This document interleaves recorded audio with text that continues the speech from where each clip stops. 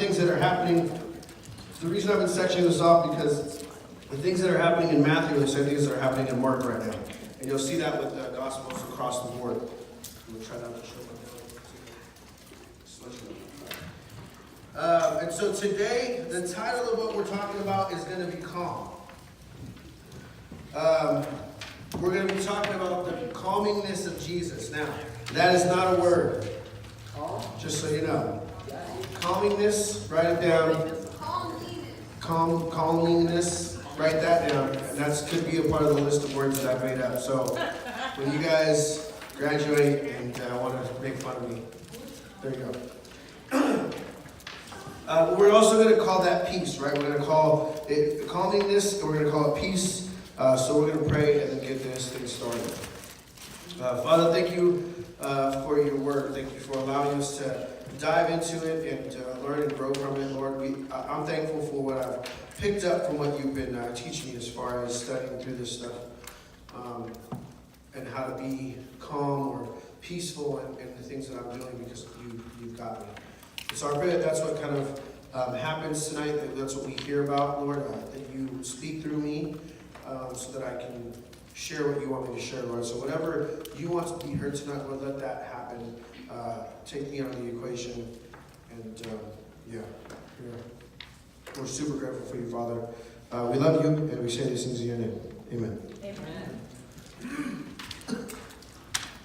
All right, so in these 7.5 chapters, we hear mostly about how Jesus brings calmness in a very real way, okay?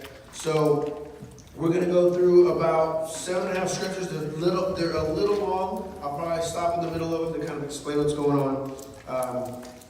We've got through most of the, we're about halfway through each of the Gospels as far as Matthew and Mark. So first we're going to hear about how Jesus brings healing to the sick, the blind, the paralyzed, the demon-possessed, even the dead. We're going to hear about how Jesus brings calm to the sea. And we're also going to hear about Jesus feeding the 5,000, plus 5,000 actually. And these are all, I feel like these are all aspects of being calm or being taken care of, and so you feel calm or at peace. So let's start in Matthew 8, 14 through 17.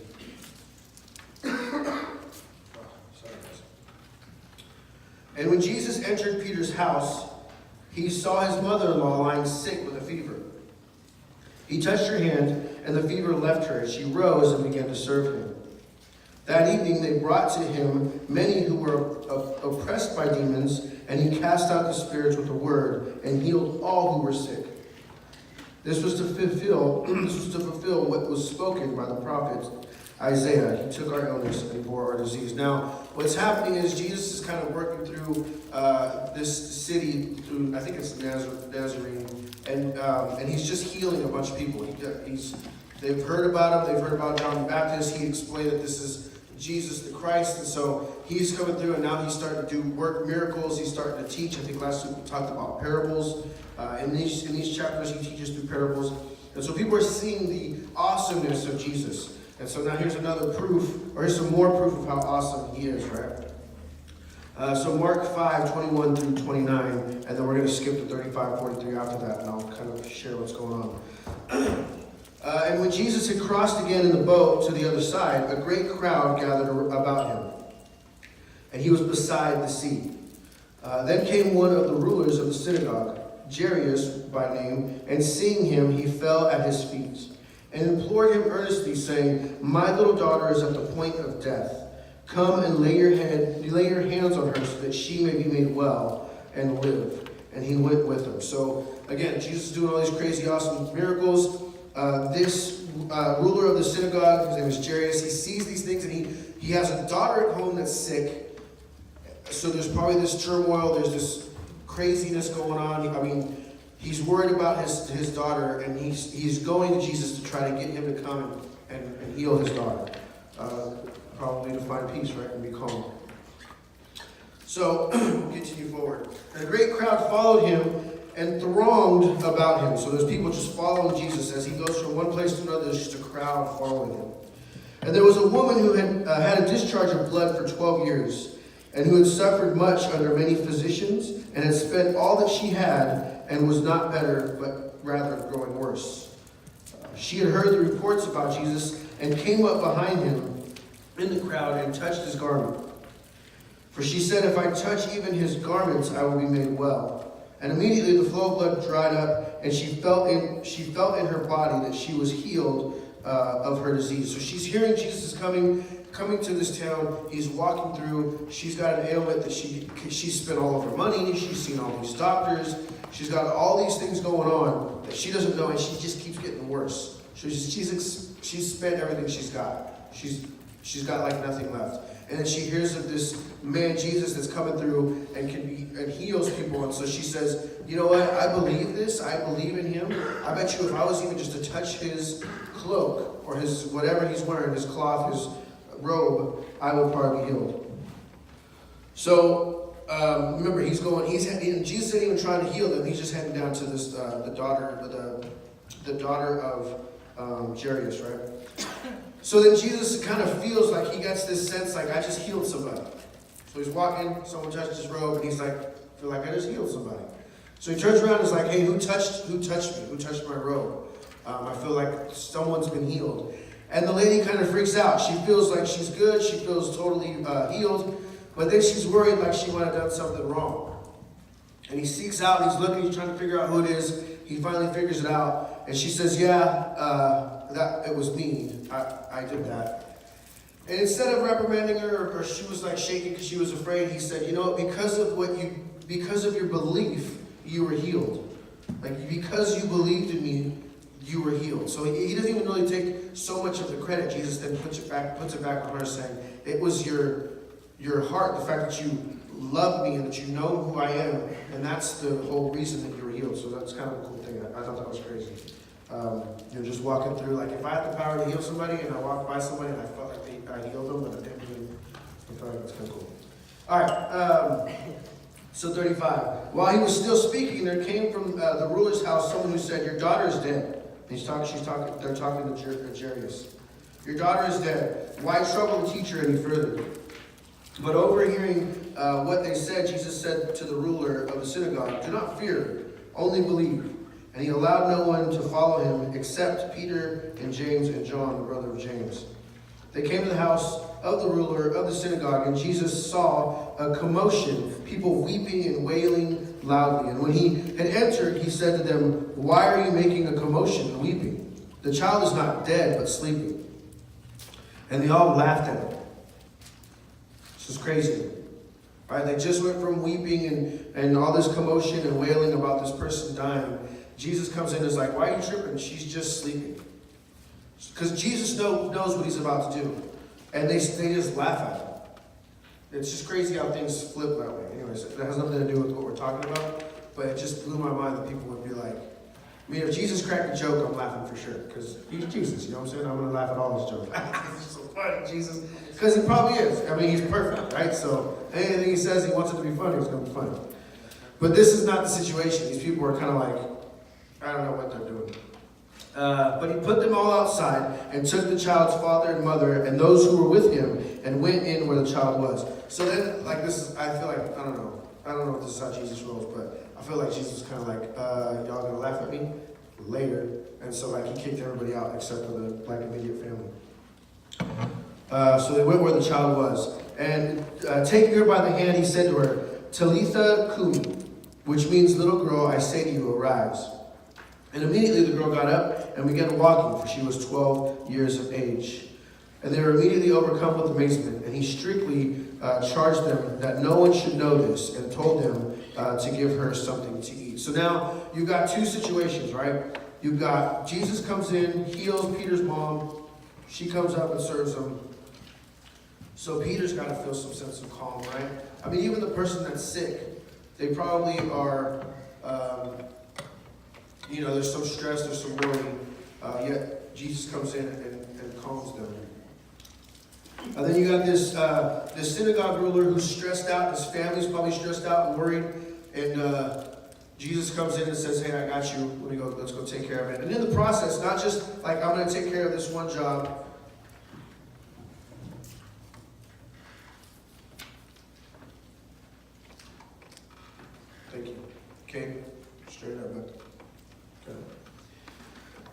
So in the process of going to perform a miracle for this leader, he's still healing people in the process. And people are just touching them and they're being healed. So that seems pretty peaceful to me. We'll move on to the calming of the sea. I mean, this is literal, like Jesus calming things. Matthew 8:23 through 27. Now, Jesus got done just telling people the cost of following him and healing people in the process. Then he jumps on a boat with his other disciples and they take off. And this is what happens. And we got into the boat. His disciples followed him. Behold, there arose a great storm on the sea, so that the boat was swamped by waves but he was asleep. And they went and woke him, saying, "Save us, Lord, we are perishing." And he said to them, "Why are you afraid, O you of little faith?" Then he arose and rebuked the winds and the sea, and there was a great calm. And the men marveled, saying, "What sort of man is this, that even winds and sea obey him?" Now, that's straight peace, right? For me, I'll say that. This is straight peace. I hate big bodies of water. Not my jam. Like, literally afraid of it. I think I've told this story before. If my kids go into the ocean and they get taken with a wave and out to sea, they get taken with the wave and out to sea. I'm like, I love you guys. I know you love Jesus. Y'all knew. You shouldn't have done that, right? Like, I don't do big bodies of water. It's not. They know the rule. Like, don't expect me to get my Baywatch on and like jump in the water and then try to. Nah, it's not gonna happen. I'm just gonna be like.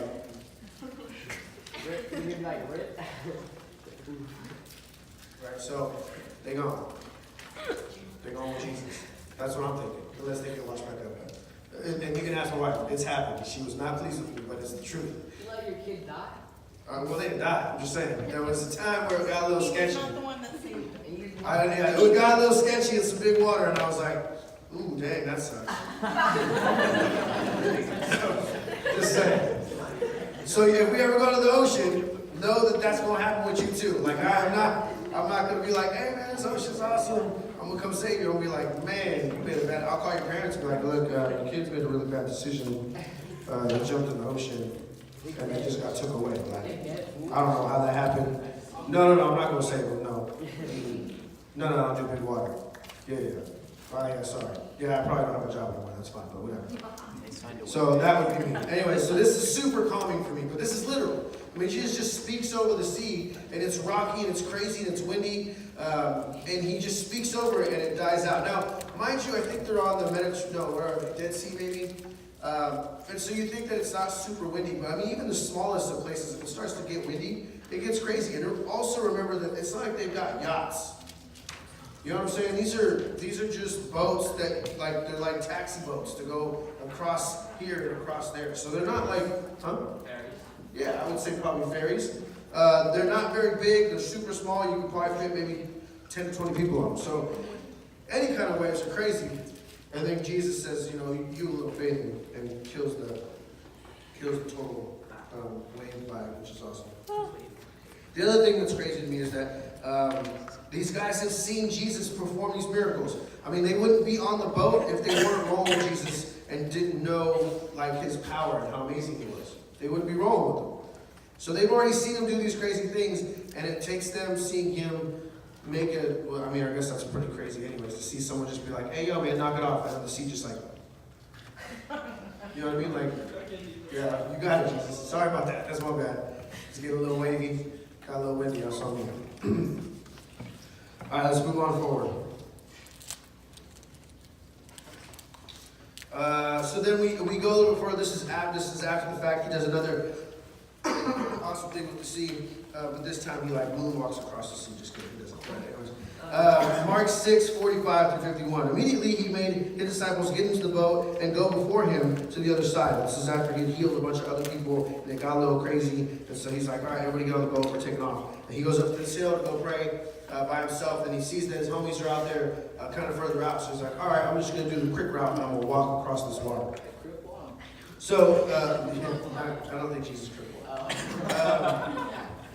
So they're going to go before the side to Bethsaida, I don't know how to say it, while he dismissed the crowd. And after he had taken leave of them, he went up to the mountain, right, to pray. And when the evening came, the boat was out on the sea, and he was alone on the land. And he saw that they were making headway painfully. It was windy and crazy, right? For the wind was against them. And about the fourth watch of the night, they say it's like 3 o'clock in the morning, he came to them, walking on the sea. Now, he didn't calm it yet. He's just walking on the sea, and it's crazy choppy. This reminds me of the shirt Colson got me. My favorite Jesus, we were talking about this before. My favorite Jesus, like we were talking about how Jesus, a lot of people portray Jesus like white complected and kind of looks like a surfer dude. And Jim was asking me on stage, and I was like, yeah, I mean, I don't mind that Jesus as long as he's surfing with no surfboard. You know what I'm saying? He's just, because he's walking. because he's just riding away like, I'm cool with that. Like, Jesus, you can be white if you want to, because I'm not sure. That's awesome. He meant to pass by them, but when they saw him walk on the sea, they thought it was a ghost and cried out. For they all saw him and were terrified. But immediately he spoke to them and said, "Take heart, it is I. Do not be afraid." And he got in the boat with them, and the wind ceased, and they were utterly astounded. So he didn't even say anything this time. He just walked off the boat, off the sea, and like chatted with them, and all of a sudden the sea just chilled. Now, what'd you say? The sea was like, sorry. Yeah, the sea was like, my bad, I forgot. You just walked all upon me. I should have known better. That's my bad. All right, this is the last one.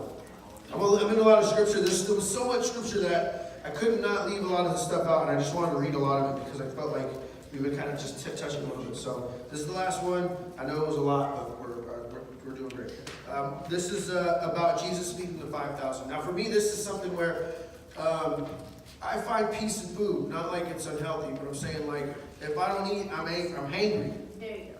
You know what I'm saying? You feel me? You know what it is? Come on. I get angry. I get when I'm hungry, and so when my belly gets full, if I eat, I kind of get peaceful, and I maybe kick back a little bit, maybe not as rude or mean or disrespectful. Mark 6:35-44 is what it says. And when it grew late, his disciples came to him and said, "This is a desolate place, and the hour is now late." So he was teaching up on this mountain, and there was a bunch of people. He said, "Send them away." They said, "Send them away and to go into the surrounding countryside and villages and buy themselves something to eat." But he answers them. He says, "Jesus, you give them something to eat." He's telling his disciples, "You give them something to eat." And they said to him, "Shall we go and buy 200 denarii worth of bread and give it to them to eat?" Like, I don't know what the denarii is, but it's a lot. There's a lot of people. There's 5,000 plus people. It says there's 5,000 men there and their families. So most of them are probably going to be family men. So you can almost double that number and you'd be right about where he was feeding. And he said to them, "How many loaves do you have? Go and see." And when they had found out, they said 5 and 2 fish. Then he commanded them all to sit down in groups on the green grass. So they sat down in groups by hundreds and fifties. And taking the 5 loaves and 2 fishes, he looked up at the heavens and said a blessing and broke the loaves and gave them to the disciples to set before the people. And he divided the 2 fish among them all. And they all ate and were satisfied. And they took up 12 baskets full of broken pieces of the fish, and those who ate those loaves were 5,000 men. So not only did he feed them, he fed them enough to where they were full. They were satisfied. They were good. Like, it wasn't like, "Oh, that's going to hold me over for an hour." No, they were good. Like, they had enough food to be taken care of. So, it's a lot of reading. Thank you for sticking through it. Now, after each of these miracles that Jesus performed, how do you think these people felt that were involved? Happy? What? Awestruck. Awestruck? Sure. Safe. Do you think they were stressing? Think they were worried? Probably. Think so? Why? I just think he probably would be. Why would you be worried if someone just fed you food that you weren't going to have, or made the sea calm if you were on a boat and it was crazy? Because it might not happen again.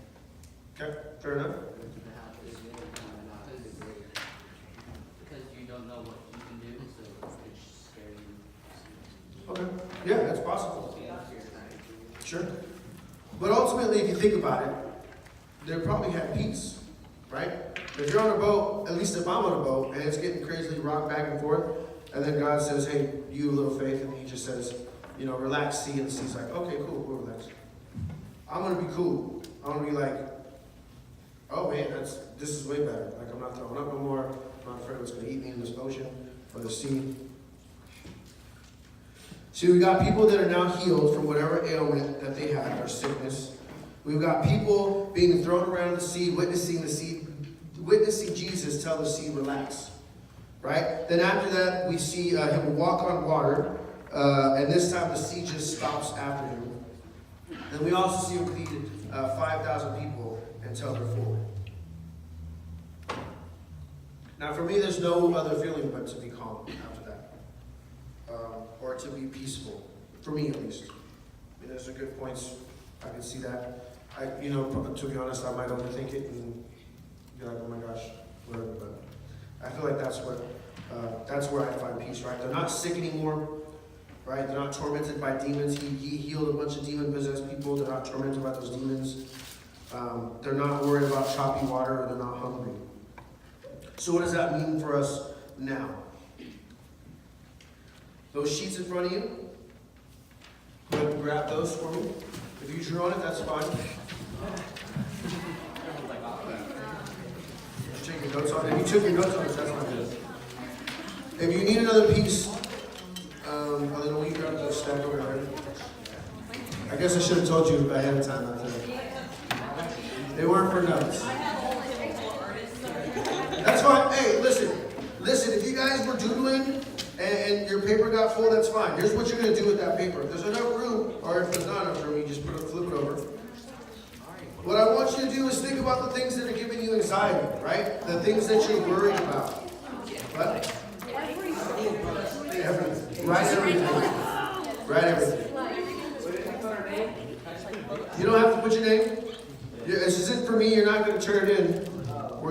I'll tell you what we're going to do in a second. But what I'd like for you to do is take that paper and just write the things that make you worry, right? Write down what makes you sick, or why you're sick, or what makes you sick to your stomach, or whatever ails you, right? Write down maybe that demon that's tormenting you, whether it's lust, whether it's greed, whether it's shame or anger.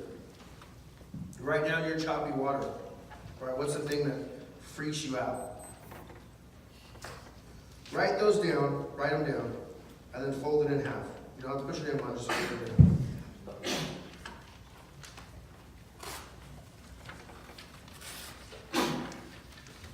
Push.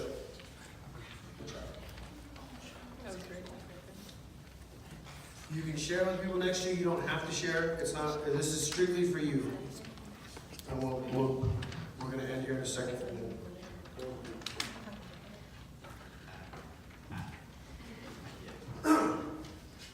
All right, when you're done, raise it in your hand, fold it, raise it in your hand.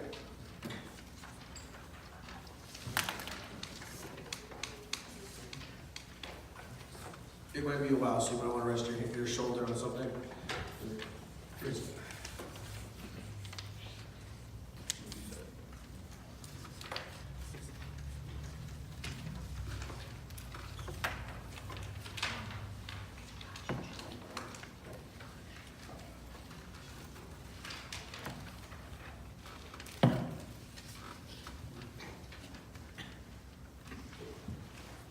You guys put it down for now. I know it's going to get kind of late for everybody.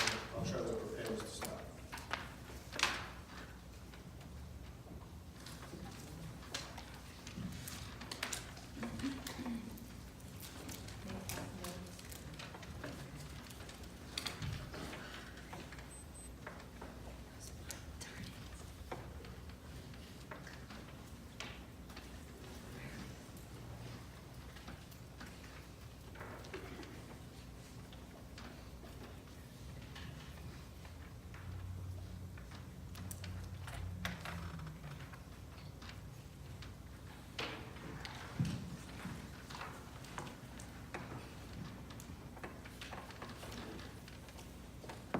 All right.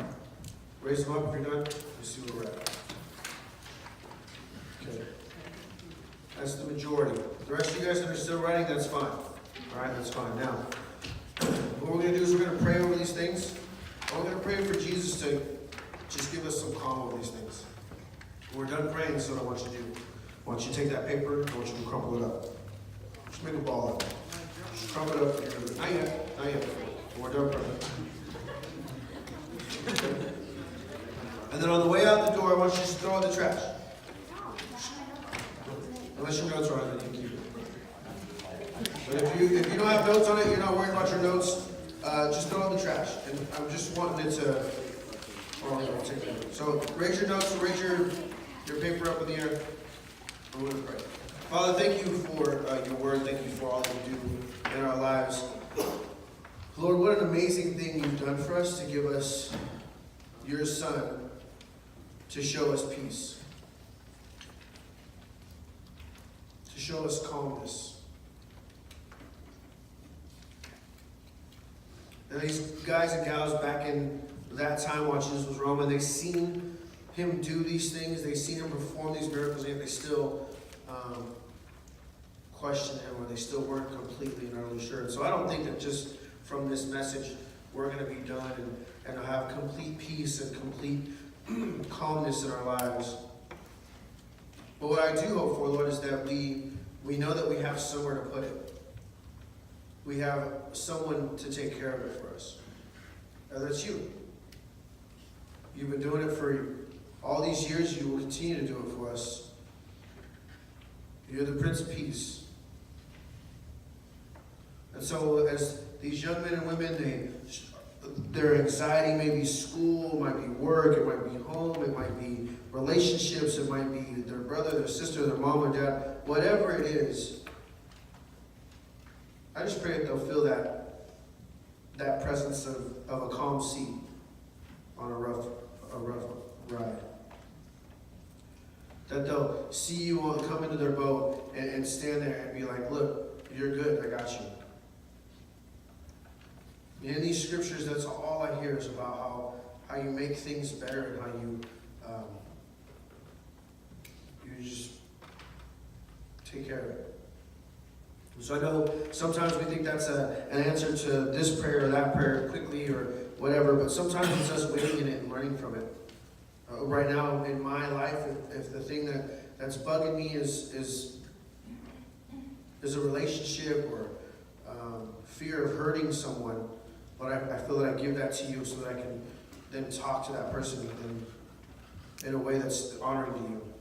So however that looks in this room, Lord, I pray that you give these young men and women that peace, that calmness. We love you, Lord, very much. And so as we crumple these papers, go ahead and crumple them. Lord, let that be the sound of us throwing away these problems and giving them to you so that we can work past them.